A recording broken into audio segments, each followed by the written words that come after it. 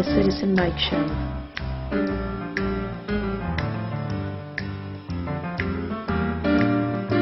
News. Commentary.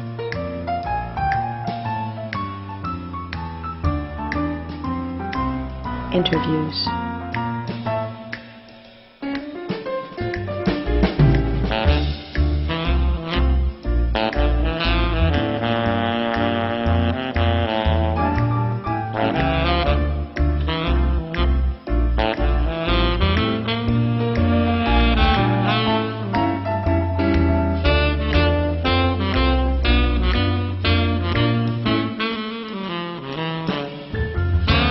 Citizen Mike Show starts now. Welcome to the Citizen Mike Show. Thanks for tuning in. We do appreciate it. My name is Mike Brodinski. This is the episode for October 5, 2017. On my right, the incredible editor of the Record Journal. Did you just take a bow? No. Oh, I thought I just moved in my seat, but I should bow. Ralph You're right. Tomaselli, the editor of the Record Journal. You've had a long time off. I have. Yes, and actually we have too. There's a lot of stories that came up during the summer that if we had gone through June, July, or August, we would have seized upon. We're going to do a little catch-up as the month of October, maybe even November unfolds, and get to some of those little stories, the sort of hit-and-run quickies. But we got a lot of business to do tonight, and we're continuing on with our series of chatting with non-incumbent candidates for the Board of Education, and there's 7 of them. We had Erin Corso on the last show. She did a fine job. She's a Republican candidate for the Board of Ed. And on this episode, we have 2 candidates for the Board of Ed, Lou Czerwinski, a Republican candidate, and Bryan Rivard, the Democratic candidate. We're going to start with Lou Czerwinski and ask him some questions. I'm going to give the ground rules right after I introduce Lou and get him on camera. Then we'll do some ground rules.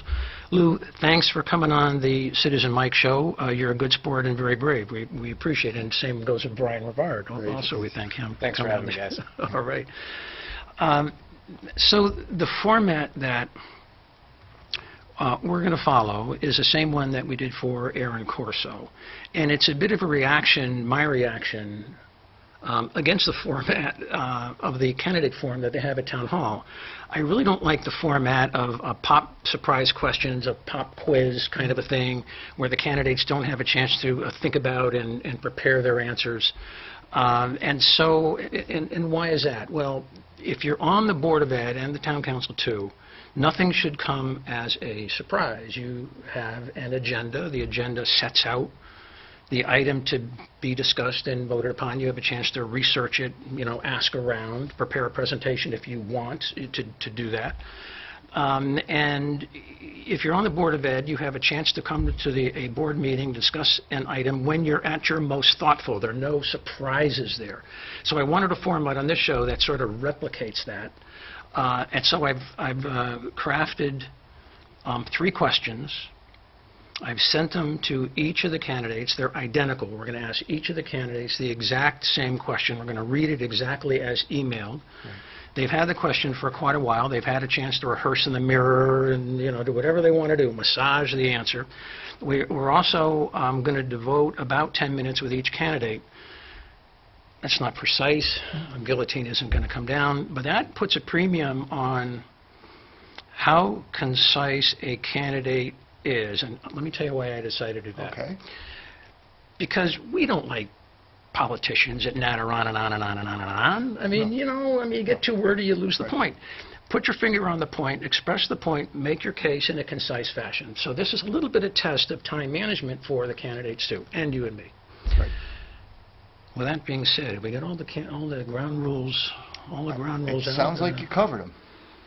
First question, roll the drums. We have a drum roll on the show, but we didn't use it. This first question is being asked to Lou and Bryan simultaneously. Bryan Rivard is out behind the camera, sitting down, listening to these comments. So this is going after him simultaneously. And here's what my email said. Here's some interesting reporting from the Atlantic magazine, April 2014. that discusses parental involvement with the schools, and I enclosed a link to the article in the Atlantic Monthly, I read it. a magazine which I respect. Right. And so they've had a chance to read that. I'm going to summarize some of that in a second. And so my question is, what's your opinion of that article? So let me get to that article in Atlantic Monthly. And I just remembered, I didn't introduce Lou with his resume, but you're going to fix me up on that after we're done with the first question. We're going to back up on that. The article is, don't help your kids with homework. Don't help your kids with their homework. And other insights from a groundbreaking study of how parents impact children's academic achievement. So I'm picking isolated sentences out of this column, and we're going to throw it over to Lou. So it begins, one of the central tenets of raising kids in America is that parents should be actively involved in their children's education, meeting with teachers, volunteering at school, helping with homework, and doing 100 other things that few working parents have time for. These obligations are so baked into American values that few parents stop to ask whether they're worth the effort. Until this January, few researchers did either in the largest ever study of how parental involvement affects academic achievement. These two researchers, and one's at the University of Texas and the other's at Duke, found mostly that it doesn't affect academic achievement. Parental involvement at certain levels and in certain ways does not affect academic achievement. What they found surprised them. Most measurable forms of parental involvement seem to yield few academic dividends for kids. And they said, well, if you get too involved in the homework, sometimes it has a boomerang effect, doesn't help at all. Similarly, students whose parents frequently meet with teachers and principals don't seem to improve faster than academically comparable peers whose parents are less present at school. I'm going to stop there and go with that. Lou, we're going to give you bits of the resume after you field that question. We're a little out of sync. What's your reaction to the article? Well, I think the article was very well written. I think there's a lot of substance in there that has merit, and then there were a lot of things that I wasn't necessarily completely surprised to hear. I think that there's a balance between being involved and then becoming overbearing or too involved.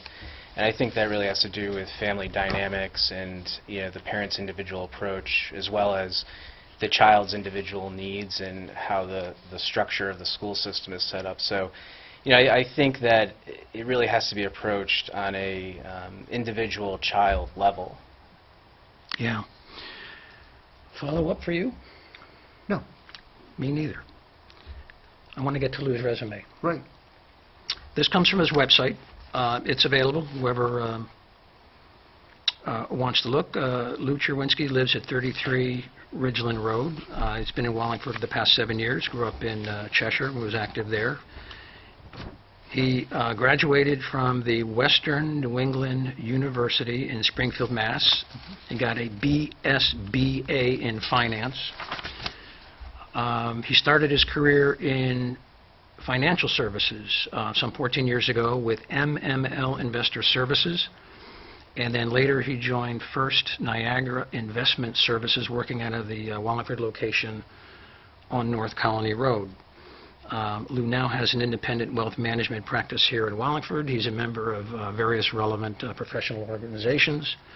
And he is married and is expecting a new child in December. A daughter. Congratulations. Congratulations. Yeah. Very good. Thank you. Congratulations. You got a question? I do. Well, let's hear it. Lou, What do you got? oh, sorry. That's all right. Boy, go. Don't count that towards his time there. No. Take 10 seconds off. Yeah. Okay. Lou, the typical talking point is that public schools always need to improve and be more this, that, or the other. Those kind of general platitudes aside, are you reasonably satisfied with the school district's track record and the general trajectory of the board's past policies and approaches? Or do you believe that a specific adjustment in policy or tone is needed? And if so, please be specific. Okay. So, as some people may or may not know, my background is in finance. I'm coming to the Board of Ed not having a huge background in education. I will have a daughter in December, so fortunate enough to live in Wallingford. I love Wallingford and plan on sending her to the school systems here. But I have a lot to learn on the education background, and thankfully I'm fortunate enough to be surrounded with some great people that have a lot of expertise in that area. So I've spent a lot of time with Roxanne McKay and Karen Hlavik going over a lot of the details around the Board of Education and the education system. They've been extremely helpful.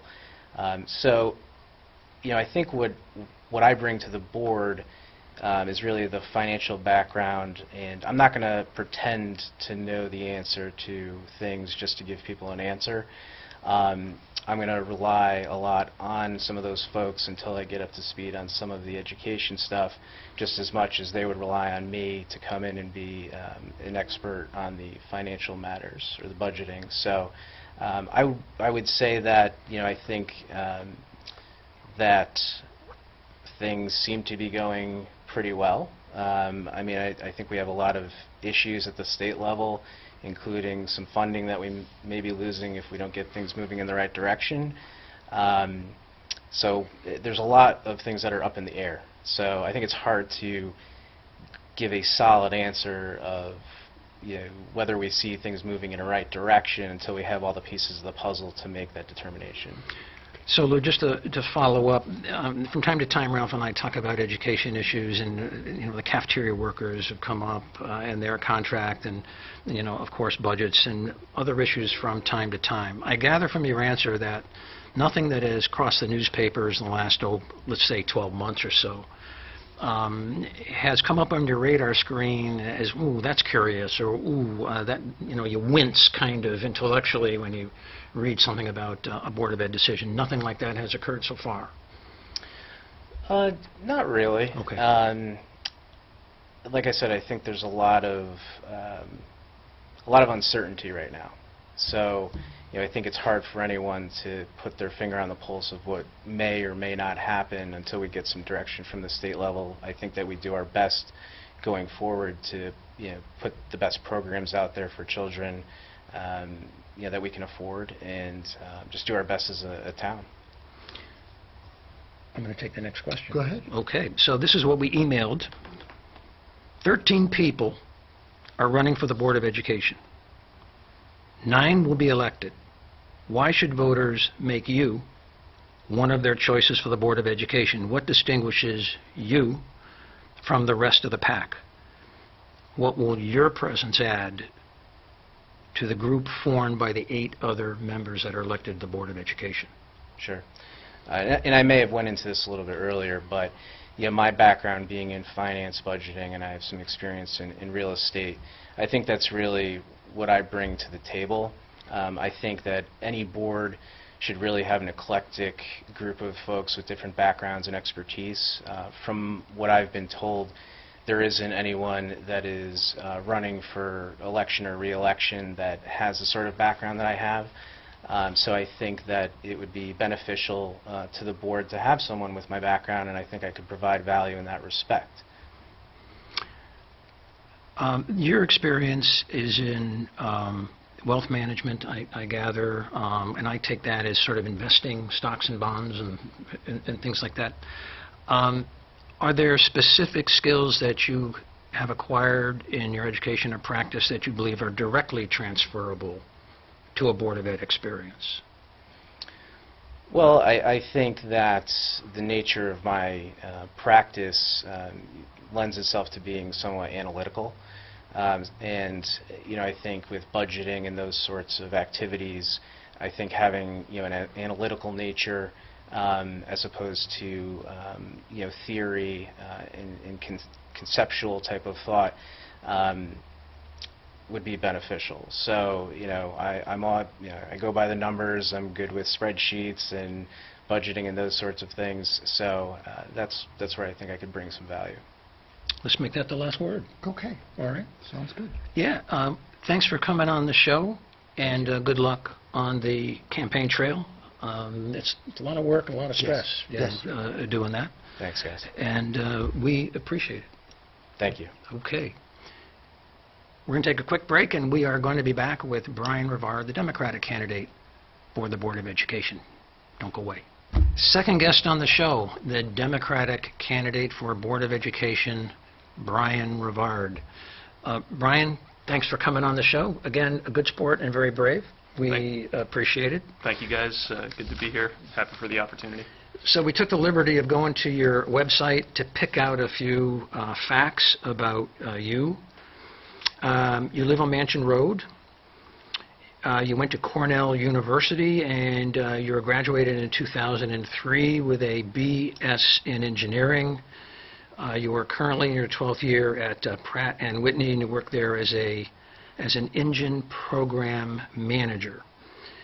You've completed an MS in engineering from Rensselaer with an MBA. You got an MBA from Carnegie Mellon. You are married to Anne Marie. You have identical twin girls that are now at Cook Hill School, I believe, in the 2nd grade. And the website says you've been active in the Parent-Teacher Advisory Committee, the Parent-Teacher Organization, United Way, and Girl Scouts. That's right. Okay. So you were here in the studio, and you watched Lou Czerwinski, and saw sort of the format, and we're not going to repeat the format because everyone watching the show watched the first segment. We're going to dive right into that first question, and that had to do with this article in the Atlantic Monthly magazine, and it was entitled, "Don't Help Your Kids with Their Homework, and Other Insights from a Groundbreaking Study of How Parents Impact Children's Academic Achievement." The article is many pages. I just picked out, Ralph, maybe a dozen sentences. Right. I'm not sure, but there are a lot of thoughts, a lot of themes. Your thoughts on the article? Right. So, actually, very interesting article. I sort of winced when I first read it because I'm heavily involved in the schools, and I try to, be involved with my kids' homework, just like my folks were. I would say a couple takeaways I had. One is I think it's hard to measure what success is. This particular study looked at how students did on test scores in particular, and that may not be, I'll say, demonstrative of someone's downstream success. Success can be measured in a number of ways. The other one, this is probably the engineer in me, but I looked at a number of different sources, went to the original study. One thing that it doesn't really do is it doesn't consider the how parents were engaged, right? So they took the actual numbers of times that parents were engaged, but it doesn't say, hey, were those folks guiding their kids, or were they kind of involved in doing it? And so there's this delicate parent balance that we as parents have, I think, is how much engagement is the right engagement, and then are you teaching or doing, and what is that balance? So I would say, in the long run, I wouldn't take this article to say that we should be changing the level of involvement that we encourage our parents and families to have in our school system. Irrespective of that data, it is true that I think, parental involvement in the schools, getting engaged in the community, can teach good model skills in terms of being a citizen. It demonstrates the love that the parents have for their kids, and I think that all helps with social emotional development. So I wouldn't recommend any significant changes in terms of how we engage with parents based on this, but it was interesting, and I kind of definitely opened up the mind in terms of different thoughts that I had. Follow up? Let's get to the next. Okay, Let's get to the next question. Okay, I will. Bryan, the typical talking point is that public schools always need to improve and be more this, that, or the other. Those general platitudes aside, are you reasonably satisfied with the school district's track record and the general trajectory of the board's past policies and approaches? Or do you believe that a specific adjustment in policy or tone is needed? And if you do, please be specific. Okay. Yeah, I mean, it's interesting. My wife and I are long-term Wallingford residents now, but we were both kind of transplants from the area to the area. And I would say, one of the first things we as a professional, family, we had kids in mind. How are the schools, right? And that's kind of one of the things that landed us here.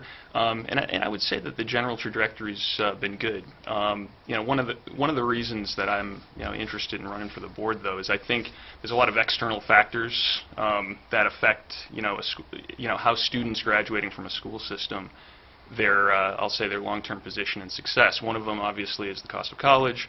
One of them that I face at my experience at Pratt Whitney is, I'll say, skill development in the vocations and trades. And one of the interesting things that Wallingford has is the Advanced Manufacturing Certificate Program, the nursing program. I'll call those direct-to-career opportunities. If I were elected to the board, one of the things I'd want to work with both administration and the board members on is, how can we make the connections both in the student's mind to connect with some of those type of careers as well as the businesses here in Connecticut. It hurts my head if I'm at work and I hear about the advanced manufacturing job on the shop floor is going to someone from out of state because we don't have the right skills here. And so I think partnerships with some of the community colleges are some things that we should kind of relook at.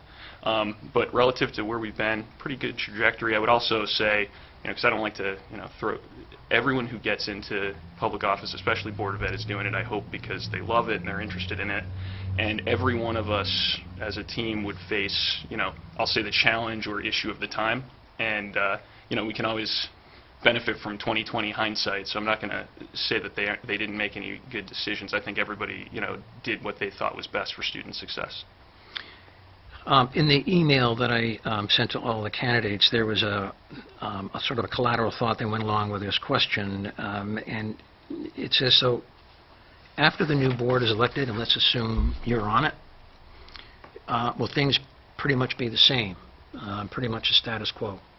Or the same question I asked Lou, did you see one or two things, that came across the news or came across your agendas or came across your meetings that said, man, I wish I was on the Board of Ed. I might have thrown a different perspective on it. What are your thoughts? One thing as an engineer, we tend to tackle big, complex problems, and we always have to revisit things. So we're in this mode of, I'll call it continuous improvement, where you take a stab at something and you're really looking for the long-term position to try to get a good long-term solution.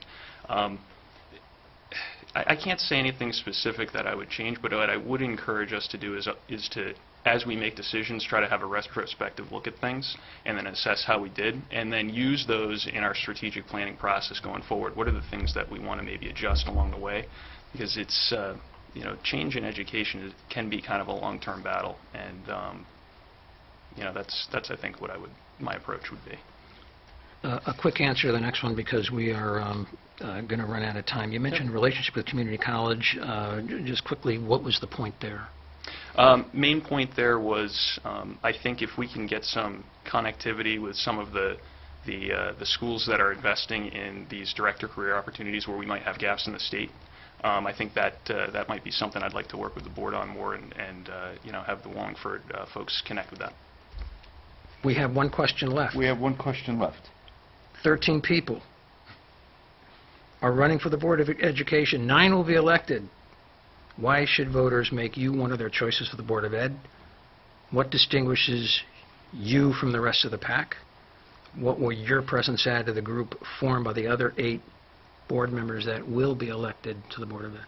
Right. I think folks want two things. I think they want diversity of opinion, and as a program director, I have the responsibility of setting a vision with objectives for my engine program, and I also have financial responsibility in managing that. So I have experience on the financial side, as well as working, I'll say, across an organization to try to build consensus towards an appropriate decision. And I think my background you mentioned earlier is probably uniquely suited to help add to the value of the board. I think it's different from a lot of the perspectives that exist there today.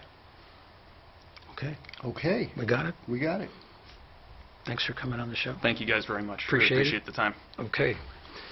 We got a little more business to Absolutely. catch up on, and we're going to get to that in just a second. So, Ralph, there's more than election of candidates going on this fall. All right? The ballot is going to have one charter revision question on it. Right. One ballot question. And that question is basically going to say, I'm being a little casual here, are you in favor of all the proposed changes or not? Yes or no, up or down? Right. There's no smorgasbord, no cafeteria style, there's no There's no choices you can make, yes or no, on the package of changes. That has wrangled some, and when this question came up in front of the council, some councils were bothered to some degree that it was all one question, but in the end they decided on one question, and I think it's because they felt, on balance, no changes were that controversial so as to highlight them by isolating them. Does that make sense so far? It does. Do you I don't know. agree or do you No, disagree? I disagree. Okay. Okay. Talk to me about that. Because I Talk to me really about that. felt like the question, or I guess it's more of a question that didn't make the ballot. So maybe you'll put me here.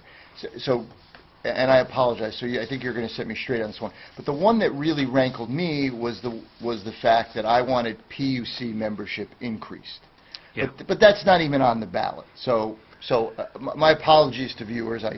So I don't have one question on there. I would have liked to see that on the ballot, and I would have liked to have that question asked separately. Yeah, I agree with you on that point, but because that wasn't a recommended Yeah, change, exactly. there's not No, much right, that can right. be done. So then I would Yeah. agree that with this list of questions, Yeah. I can't say that anything's crying out to me to be broken out, but Yeah, so I looked at the changes. I read the summary of the changes prepared by the Corporation Council, the Law Office of the Town of Wallingford. I didn't see anything in the changes that were radical, shocking, disappointing. I didn't see any deal killers. I didn't see any poison pills. Good point. I think most of the changes were sort of innocuous and are not going to affect the day-to-day operation of the town. Many of those changes were better. I mean, it's not a perfect document, and I'm not going to do handstands over it. The mission of the Charter Revision Commission was rather modest. They were not going to open the door wide and say we're seriously going to consider options that are the best choice for Wallingford. That was not what they were going to do. It was more of a modest mission to update and make changes. And if there were changes that enhance the position of the mayor, they weren't bashful about putting those in, but they weren't going to ruffle any feathers at town hall. So, I'm going to vote for it. I'm going to vote for Charter Revision, and I think people ought to vote for Charter Revision. I think the proposed changes make a better charter than the old charter. There was a question that was raised today in the Record Journal. There were two competing letters to the editor. Right. And one said vote no on the charter because of changes to the Ethics Commission, and the other seemed to be in response, like a point, counterpoint, like they each knew the other letter was coming. Walk me through how that happened in today's Record Journal. There's two letters. Right, and I'll start with actually, not to drag you into it, but I'll drag you into it. Sure. Because somewhere around 4 o'clock yesterday, you and I spoke about the show. As we do. As we always do. Typically right, do, sure. we do. Yeah. And at that point, you mentioned to me that you wanted to talk about charter revision. Yep. Because there was some, I think the word you might have used was that there was some small movement against maybe conspiracy theory, the word you had used. No, I didn't use that. Okay, what did you? That was Jonathan Chappell's, I think, in his letter. Right. I didn't see a serious issue being raised against the charter. Right. And I wasn't going to spend a lot of time on the changes to the ethics rules. I'm still not going to, because I didn't think the objections to the changes in the ethics rules were so serious that it warranted a lot of time, because I didn't see a credible objection to the change in the ethics rules. That's really you what and I'm I talking discussed about. that. It was the first time I had heard about it. Okay. That was my point. Yep. Somewhere around 4 o'clock yesterday was the first time I had heard about it. Less than an hour later, I'm opening up the file for tomorrow's letters to the editor. And there it is. And there's someone raising the ethics issue, and I kind of felt a little... As a reason to vote no. As a reason to vote no, right. Go ahead. Right. So in other words, and then I read a letter that was the exact opposite. So those letters just happened to come in together. it was completely by chance, the whole thing. So the objection to the proposed charter on the grounds of ethics changes, I don't think is terribly substantial. The proposed changes to the charter do not revise the standard of conduct. What was unethical under the old charter will still be unethical under the new charter. The charter, the Ethics Commission still has the same old duties and responsibilities to take in complaints, to investigate complaints, to hold hearings, to issue rulings, to issue advisory rulings.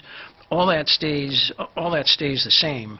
So I didn't see any material difference with respect to ethics in the proposed charter. There are some changes. I think they're mainly cosmetic. So I say I understand both sides of the argument, but I vote yes on the charter revision. That's where I'm. We may revisit this issue as we get closer to the election. We're going to review the ballot as we get closer to the election, with all the names. We're going to view the specific language of the question with respect to charter revision, so no one is surprised. There was a story in the Record Journal that forms sort of a nexus, a segue to ethics, and that was a story about a vote by the Public Utilities Commission on a sewer treatment contract. Let me just read the lead sentence, and this goes back to when? September 15. And the reason why I bring this up in connection with charter revision, the same result and approach under the old charter, there'd be the same approach under the old charter as the new charter to this issue that was raised. To this issue that was raised. By Matt Zaberg, it says, a vote by Public Utilities Commission Chairman Bob Beaumont to approve funding for a study of the wastewater treatment plant by a company in which he holds stock drew criticism from some town councilors. Skipping. At a PUC meeting on September 5, Beaumont, a Republican, voted to approve a $600,000 budget amendment that will be paid to engineering firm AECOM or something. The budget amendment was unanimously approved by the council, and Beaumont disclosed at a meeting that he holds 125 shares in AECOM, according to PUC meeting minutes. And then it gets a little muddy, did he own it or his son own it? But the issue remains the same. And in thinking about this, if the new charter was in place, the proposed charter is in place, the exact result, exact same approach would obtain. There'd be no change in how this would be handled under the proposed charter and the old charter. But what Bob Beaumont did is he disclosed to the PUC that I got some stock. He also apparently sought an opinion from the town attorney, and he drew some criticism for not going to the Ethics Commission for an opinion. Let me just stop there. I got some thoughts on that, but I want to get you in here first. So far, in this story, what are your thoughts? That if you have this ownership in stock, that the safest thing to do is to recuse yourself from the vote, and then there's no question about it. And I don't understand why he didn't do that. My other thought is, and you said it, and I'll echo it, that the article through secondhand sources says that Janice Small gave him an opinion, and I don't know why a town attorney, when asked if it's accurate, if indeed Mr. Beaumont said, should I vote, I don't know why the town attorney wouldn't have said, well, why don't you get an opinion from the ethics board? It just seems like any good lawyer would do that. That's your job as a lawyer. So what if I told you, what if I suggested that the lawyer who advises the Ethics Commission is the same person, Janice Small? She is the legal advisor to the Ethics Commission. So one might reasonably conclude that if this isn't really a real big, obvious problem, you go to the lawyer for the Ethics Commission. You go to the lawyer for the Ethics Commission, and you get a flyby opinion. And I think this goes on a lot in other towns. Specifically, I remember in Southington this happened. Yeah, I think, and because votes are coming up, if it looks like it's a simple kind of a situation and you just want a reality check, do I vote, do I not vote, what do you think, and you get this opinion, which is not binding. I mean, the town Right. attorney will always say, you know, you can always go to the Ethics Commission for an opinion, but here's what I think. If you proceed and vote, you do so at your own risk. But I think in this situation, you want something fairly expedient. An issue is coming up. Right. You're going to call a meeting of the Ethics Commission, you know, go there, have a hearing, have minutes, and maybe 3 weeks, 4 weeks, 5 weeks, 6 weeks later, you have the same answer that the legal advisor to the Ethics Commission gives. I say it's very practical, very common sense to go to the law department and say, what do you think? Now, maybe counterintuitive, but I found this bit of information. I want to know if this changes your mind. Bob Beaumont, by the way, what did he have? $3,000 or $4,000 worth or something? I mean, it's 125 Yeah, shares. 100 shares. Yeah, 125 Or at least shares. 125 shares, excuse me. Yeah, it wasn't a lot of money. But supposing you learned Uh-huh. that a recent press release gave the financial results for AECOM. AECOM, a premier fully integrated global infrastructure firm today, reported third quarter revenue $4.6 billion. Net income and diluted earnings per share, $101 million and 64 cents in the third quarter, respectively. So this is a company worth billions, earning millions. Uh-huh. A $600,000 contract is not going to affect the value of that stock one lick. So, you know, I think if I'm anybody who owns stock in a big company, AT&T, General Electric, whatever it is, and say, I own some shares, or my mutual fund owns some shares, you know, of a New York Stock Exchange stock. Right. And I know because they reported third quarter revenue of $4.6 billion. A $600,000 contract is not going to move the value of that stock one lick. Why should I recuse myself? But I tell you what, I'll go to the town attorney, and if I don't, you know, if she sees something I don't see, you know, we can take it up. And the town attorney says, and I'm being a little casual in this, you don't own enough. You don't own enough stock to move the needle. You're not going to benefit from it. The price of the shares are not going to go up one bit. Wall Street isn't going to even know about it. Go ahead and vote, and the vote is, you know, next week. What do you think about that? Am I making? No, I think what you're saying, though, is, Yeah. and I just want to make sure that Yeah. you're agreeing with the way that Bob Beaumont handled Yeah, I it. am, absolutely. Okay, right. I Yeah, just wanted to, I am. To make sure. And Yeah. then what do you think about the counselors that objected? Including, I think they're trying to make something out of nothing. Okay. I think it's very common sense. Go to the town attorney, get an opinion, depending on how that's phrased. If there's really a no doubt about it, I don't see any doubt about it, go ahead and vote. If someone wants to take you to the Ethics Commission, let them do it. Right. But, Because one of the people that objected Yeah. here is Craig Fishbein, Right. who's a lawyer. It doesn't mean that because he's a lawyer he knows, Yeah. but he does have some background in some of the issues you're raising, and he seemed to have a pretty strong objection to it. well, you know, anyone can file a complaint, but I think if we start going down that road, anytime there's a public contract to a big company, you better check your 401k to see if your mutual funds has any interest in any of those companies. And if you're giving out a $500,000 contract to a $1 billion company, there's no rational way in the world you can benefit from that vote. You just cannot benefit from that vote, and I think that's the point. Right. At least for me.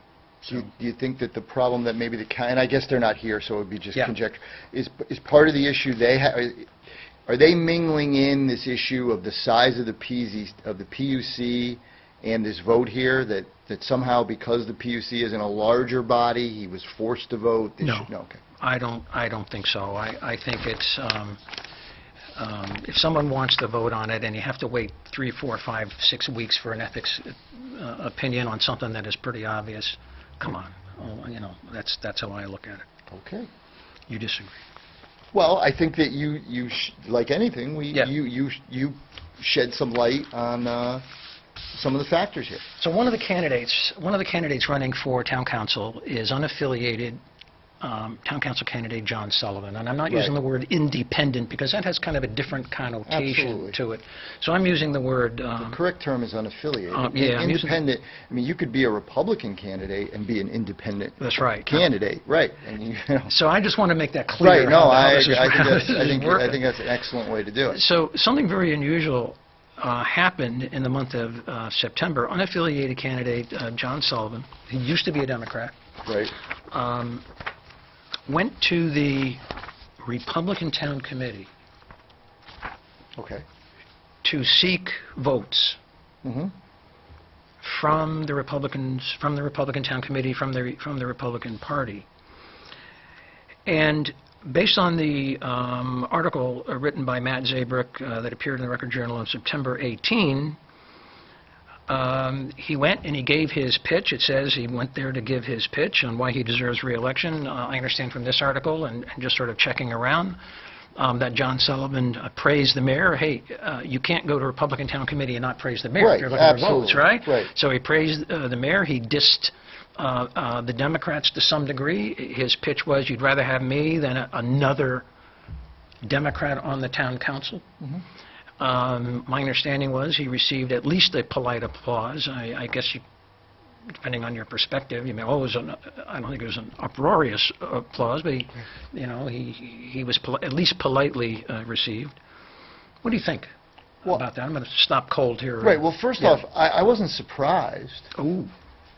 I mean, and I don't follow Yeah. the, here's why I wasn't surprised.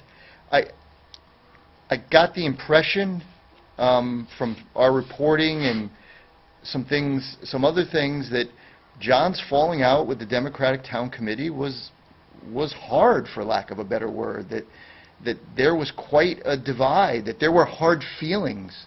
And since then, again, just an observation, as I've seen him conduct himself on the council, I've gotten the impression that he's closer, certainly to Vinnie Cervoni or some of the other Republicans than he is to the other Democrats. So, based on that observation, and maybe you have, maybe you have another opinion, I just wasn't surprised. Yeah. A couple of things that I took away from this. One, if this was a publicity stunt, Right.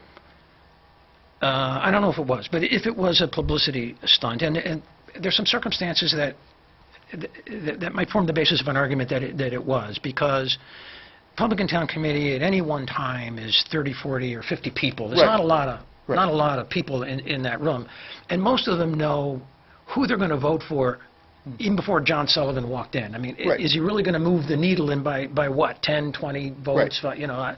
But if it was a publicity stunt, it sure worked, because John Sullivan got his name on the front page of the Record Journal, his picture on the front page of the Record Journal. He got his talking points in.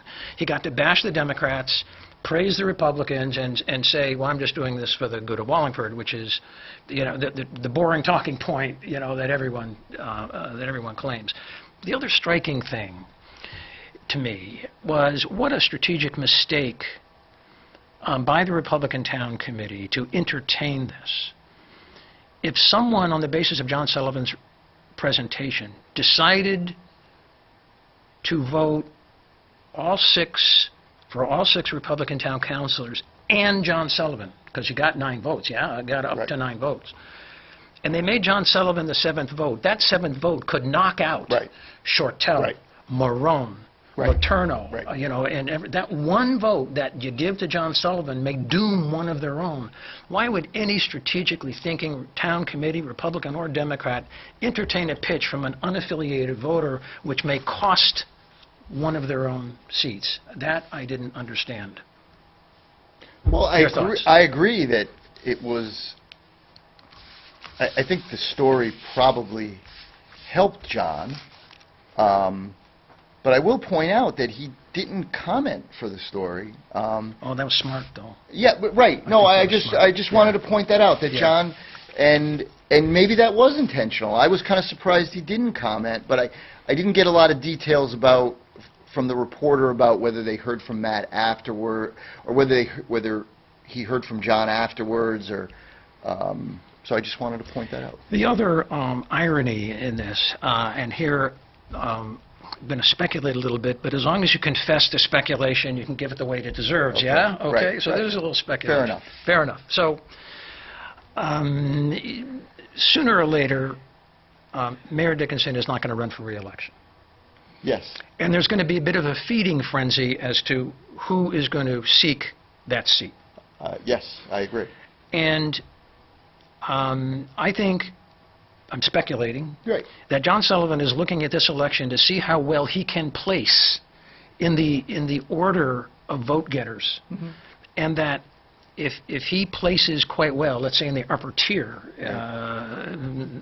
first, second, third vote getter, he may feel that he is well positioned to challenge the Democrat or the Republican Right. for the position of mayor. Or, and if he did that, who would he go up against? Well, one easy answer is Vinnie Cervoni. Right. Because my speculation is there is being orchestrated now sort of a friendly handoff from the mayor to Vinnie Cervoni, the current Republican chairman of the town committee. So, in the month of September, the Republican town committee aided and abetted John Sullivan's eventual quest to challenge Vinnie Cervoni. Why would you ever do that? Now, that's speculation on my part, but I confess to it. But you got to be thinking that this is part of the game plan. So, why would you entertain that? Your I don't know. thoughts? Well, I just Yeah. more of a question. Yeah. The story didn't, I don't think, mention how John came before the Republican Town Committee, and I was curious about that too. And Yeah. and maybe you don't know anything, or maybe respect, but do you know who got him? Well, I think he just asked. I He mean, just I don't, asked. I don't think it's any more complicated than Right. that. I mean, And- I didn't read much into there. I don't. Well, but didn't they have the option at that point to say no? Well, the chairman would have the option to say no. Right. I was kind of surprised they said yes. Yeah, that's. And I assume that they only said yes because some influential people had to weigh in on John's behalf. Now, I don't want to make this a big mystery. I mean, John, it's no secret, is close with, has always been close with Bob Parisi. I don't know. Maybe it was as simple as Bob Parisi. Yeah. I don't know what his exact relationship is with Vin Cervoni, but that's another possibility. So I'm just kind of curious as to how he got before the Republican Town Committee. That's a good And question, that- and right. I guess we'll never know the answer. Well, no, and it's one I wish we had got. You know, that I'm not saying we didn't try, but I think Yeah. it would have shed some light on this. Yeah. Community pool. Yes. Long been one of the amenities in the town of Wallingford. Yes. It's long been a cost to the town of Wallingford. It periodically needs repairs, and the Yep. repairs come, they're pretty big generally. You probably had to deal with it when you were. Did you have to deal with repairs? Yeah. Committee? Yeah. When you were on the Yeah, council. It Yeah. was a Okay. big deal. Yeah. And not long before, but before the repairs are needed, there's like a slow deterioration Oh, that yeah. people detect. And, Yeah, right. But running community pool also involves personnel, lifeguards. And, Right. and it's also a use of valuable real estate that cannot be devoted to something else. Mm-hmm. It's off the grand list. So I guess it came up recently that the community pool is going to need some major repairs. There was a thought that maybe some report on the cost of repair would come up this fall. It was put off, I think, till after the election, but also the budget time, which is appropriate. Right. But the question is now, I think, out there where it belongs in the public domain. Do we keep community pool because it's a long tradition? Do we keep it because it's a valued amenity for a few people? Do we keep it because we don't want to hear the whines and the complaints if we pull back an amenity and you hear I pay my taxes and I don't even get community pool? Right. The mayor is putting it on the table and he's saying this could be the death knell for community pool. I don't know. Let's get the numbers. Your thoughts? Well, I think that everything, all the different factors that story mentioned were in my mind too. In other words, I'm not one who generally thinks that the fact that the state doesn't have a budget should be mentioned every time that a local official gets asked a question, and indeed it happened earlier in this show. But in this case, you know, I don't know how you couldn't, I don't know how you couldn't consider state aid and its impact on your budget before you start talking about community pool. So, I mean, that's the first one, and in this case, I happen to agree with it. You happen to agree with The fact that to wait? that you do have to wait. I Yeah. do think so. I don't think with every education question or every town question that the state budget, I think that's a cop-out, because I think that there are plenty of ways to restructure local government, to do things differently at the Board of Education. So to constantly be saying that, you know, we're paralyzed until we know our state aid but in this specific case, I do think it applies. So this is politics, in my view, and I want to throw this out at you. Go ahead. I want to throw this out at you. First of all, for you personally, Yeah. how much is a community pool sort of an emotional cause? That we've had it, we need it, it makes Wallingford what it is. It's, I think, a pool like no other in the state of Right. Connecticut. I think it's the biggest pool. Yeah. It's very kid-friendly, you know, Right. with a gentle slope, a gentle dish. Right. It's an amenity, and some people argue fewer and fewer use. But, you know, on the other hand, you have the senior center, which is an amenity, the library, which is an amenity, the rec center, which is an amenity. You got a lot of amenities around town. Why are we drawing the line at this, if in fact that's the case? But I want to go back to your personal view Right. of it. Would you be angry, upset, you know, emotional if you said, well, we can't afford it anymore, in view of all these other amenities that we've had? No, and I'll preface it by saying that Yeah. when my family was growing up, we spent some wonderful afternoons at community pool. Right. So I have some very fond memories of it. But that said, you know, on the emotional scale of 1 to 10, I can't be any more than a 2 or a 3. Wow. Okay. A final topic. I didn't have a chance to tell you about this before the show because I didn't think we would get good. to it. Good, I like these. Yeah, but, you know, we'll have some fun No, with this. yeah. I think we got a few minutes. I'm not sure, but I think we got Yeah, a we few do. minutes. So back in June, there was a vote on the Wallingford Town Council as to whether or not the Town Council would approve a contribution, an additional extra contribution to the pension fund of $250,000.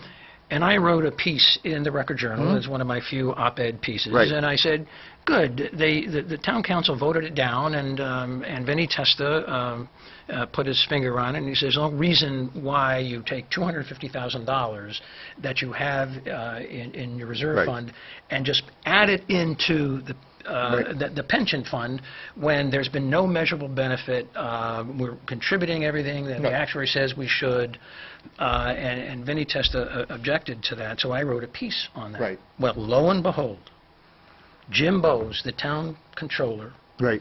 wrote a letter to the editor with my name on it. Yes, he did. Yes, he did. God, it's a And he's- long time ago now. It's a long time ago. He says, Mike Brudzinski's editorial published in this newspaper on June 21, et cetera, et cetera. Right. I've never seen that happen, but apparently I get under his skin rather easily. Because in my piece I said the discussion started about this adding $250,000 into the pension fund because of action by the town administration. And lo and behold, this agenda item was Jim Bowes' agenda item. It was his agenda item. And now I was pinning it on him and pinning it on the mayor. He didn't like that. Oh. So we tried to say, well, the council wanted it. And he says, you know, in the workshop of May 4, the councilors just wanted me to throw this on the agenda, the question of whether to add $250,000 to the pension fund. He said, it's the council that wanted to do it. It wasn't my idea. Right. So I go back to the May 4 workshop. No.